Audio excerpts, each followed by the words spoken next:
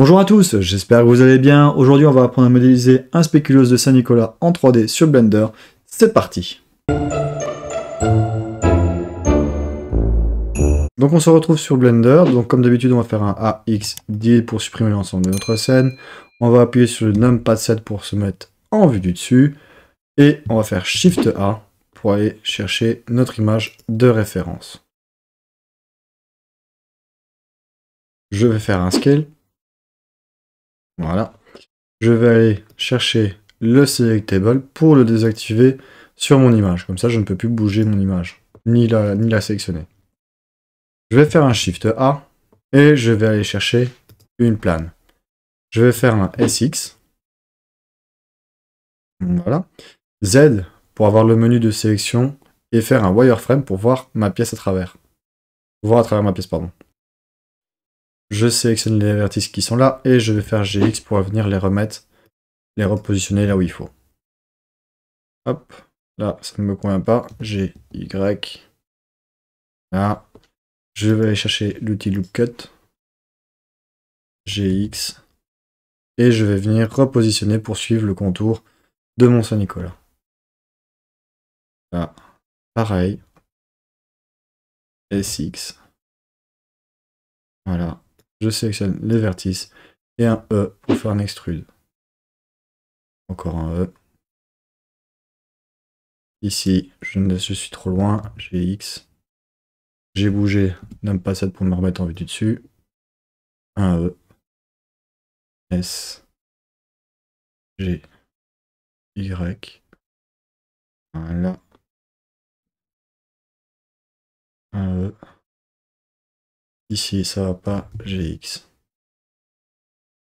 Donc vous l'aurez compris, il suffit de faire le contour du Saint-Nicolas. Donc je vais faire un petit accéléré.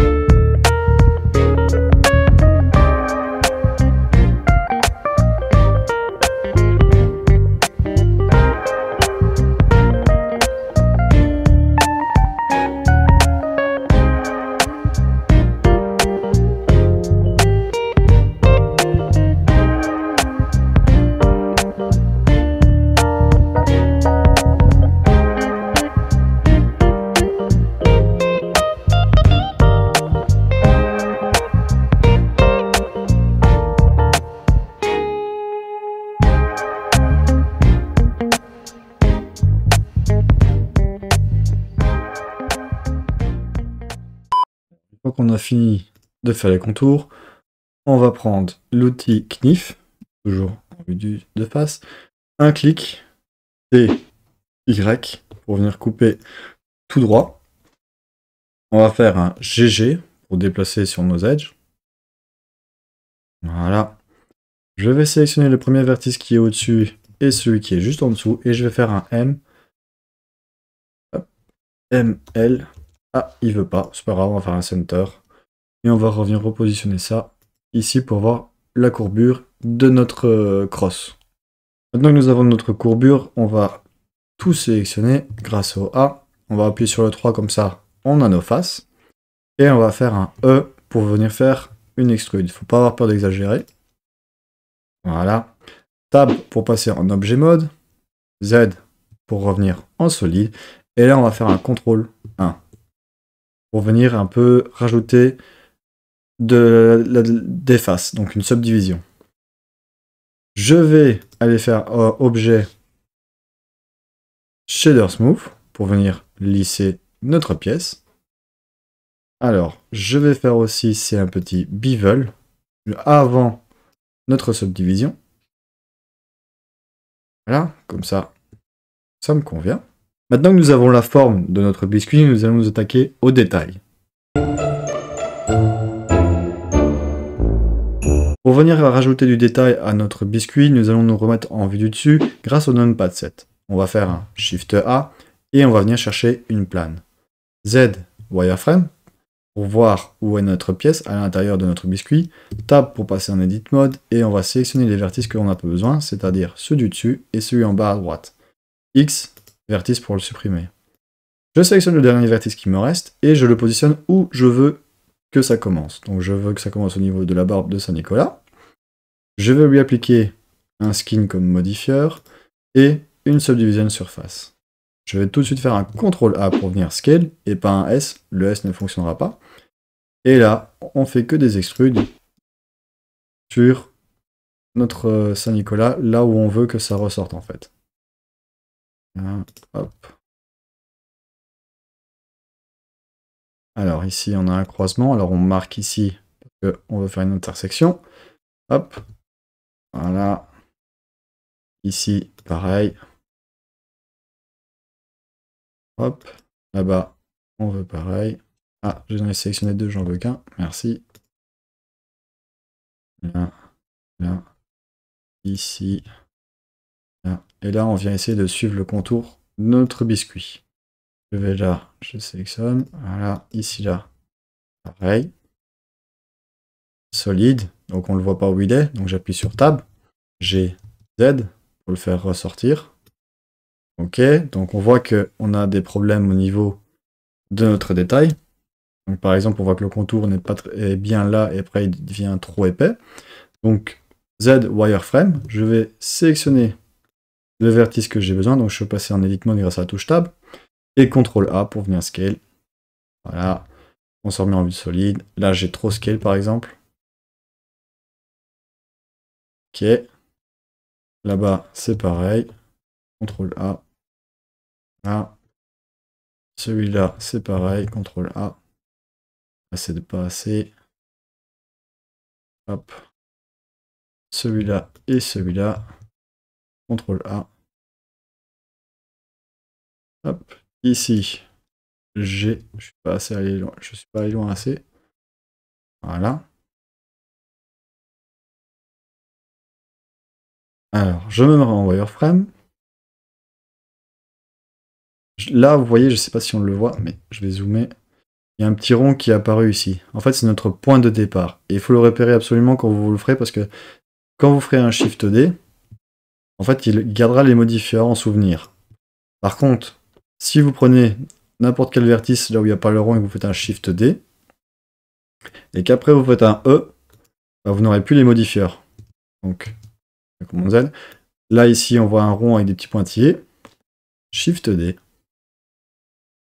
Alors, la bouche a l'air plus petite. CTRL A. E pour extrude. Et encore un E. Voilà.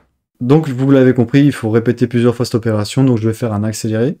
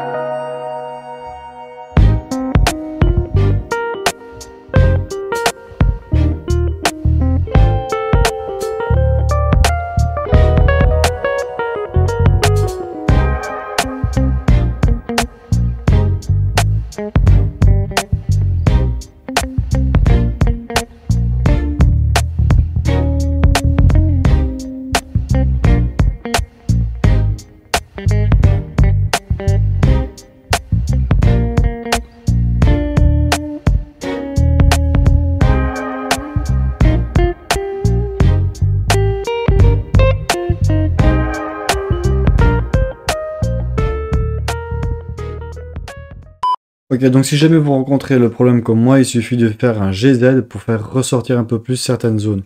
Donc par exemple pour la croix, je ne sais pas si vous avez vu, mais j'ai eu un petit souci.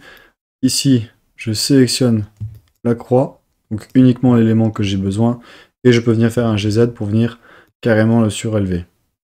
Ou je peux même le faire rentrer GZ pour qu'on le voit un petit peu moins. Donc chaque élément que vous avez ici, vous pouvez le modifier, faire rentrer un peu plus ou un peu moins. Maintenant que nous avons la forme de notre spéculoos et le détail, il ne reste plus qu'à rajouter la texture. Alors, Alors, pour la texture, on va aller dans le shading. On va désactiver l'empty. Et on va juste sélectionner déjà notre spéculose, là, sa forme globale. On va activer le new. Et on va aller chercher, comme d'habitude, un petit color ramp. Je vais relier ça à la base color. Alors, je vais avoir besoin d'une couleur. Je vais aller dans le X. Alors, c'est EE9F4F. Là. Et on va aller chercher une couleur un peu plus foncée pour notre biscuit. La 322416. Voilà. Comme ça me convient. Je vais faire un CTRL-T pour afficher le text coordinate et le mapping. Je vais supprimer ce que j'ai besoin. Voilà. Et on va relier ça, l'objet au vecteur. On n'a pas besoin d'avoir le reste. Alors, tout ce qui est proportion, ça c'est bon. On va aller chercher un noise texture qu'on va venir mettre entre les deux ici.